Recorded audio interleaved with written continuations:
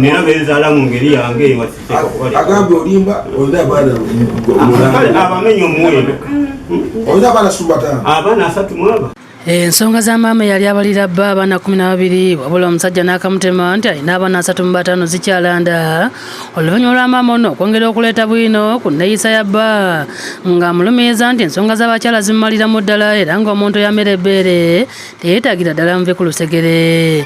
Kubanga yawasa omukazi w'eri ekyanika nga yagenda dda ne balya ssente. Emboozi ono twasooka kugikulaga gy'ovuddeko nga Madiina Nakimuli w'emyaka 6 addukidde mb'obuyinza e Kayunga okuwabira bba Ali Makabugo emyaka 64 mu ofiisi y'amaka abaana n'eddembe ly'obuntu ekulirwa Collins Kafeero nga yalumirizanga bbono bw'asusse ejjoogo ng'asinzira gye yanobera n'atunda ebintu olwo n'akyakala n'abakazi ye mukyala mukulu n'amuleka nga yeerya nkuta za mimwa. Naye ng'ayagala nnyo okunsindikiza muve ku kibanja saakijja wa kitange ono n'engamba bintu akola bantu aba. Bwino mulala Nakimuli amuleese oluvannyuma lwa Collins Kafeero okugenda ku kyalo kitwe kya Mugongo bono gye babeera n'atuuza olukiiko. Nakimuli ayogedde engeri Makabugo gyazenga mujolongamu nga bipya n'abakazi abalala nga gy'oli yewe yamutokotera teyali muwala bbuuka maziba. Walwawo lwaki wano Sibiranga bweru buli lwezi nga nze nsulawa. Nakimuli agambye nti bamujolonze n'akunakuna kubanga olutunda ekibanja n'afuna ku ssente aleeta abakazi ne batandika okwekubira obwama mu maaso ge mbu bamulumye. Ne balya ssente olwo atunze ekibanja kitwamalayo ne baziriira wali ku luguudo ng'omwami amukyala baweweta bwewesi bati.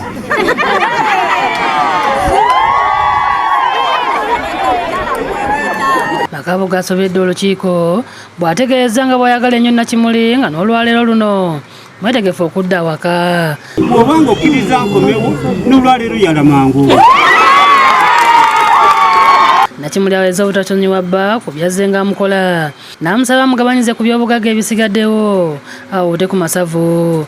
N'atunda eno n'azimbira omukyala ennyumba n'atunda eno n'agulamu emmotoka era wendi naye nze sirina wendi mu kulima nze mpakasa mu byalo okufuna akange kendya. Omwami wange ono atunze yatunda ebyo n'amalawo n'alekawo mayumba aga 2 neyange gye nalimu n'aginzijamu n'asendasenda mama naloga tudde wali batuwe ku ssente naye okuba ne kwolu wallahi ya Mungu tampangako yadde 10. Kafeero kikkaatiriza nti ebintu ebisinga obungi abafumbo bano bakoze bya mukazi n'abaana. bino byonna ebiri wano byonna biba bya mukazi ono n'abaana be.